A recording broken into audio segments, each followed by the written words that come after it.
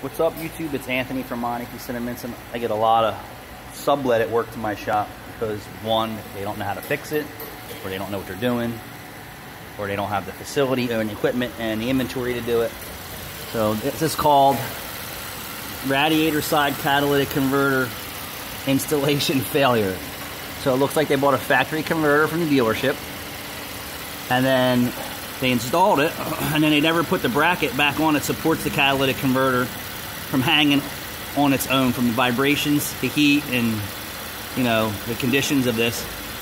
The exhaust system moves back and forth. So without that supporting bracket, it cracks. So what happened is they sent it to me to have it repaired, but once I looked at it and said, hey, you're missing a supporting bracket, I don't have one, but I'm going to have to make one.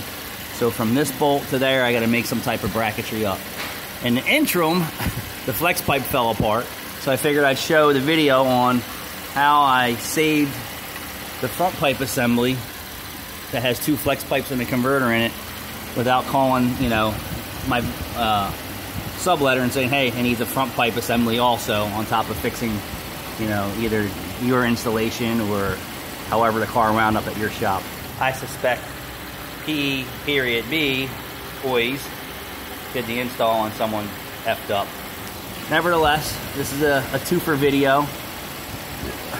How not to screw up installing the catalytic converter.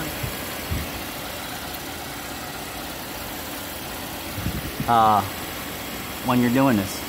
And then how to save the front pipe without replacing the whole front pipe by just repairing the flex section. Thanks for watching.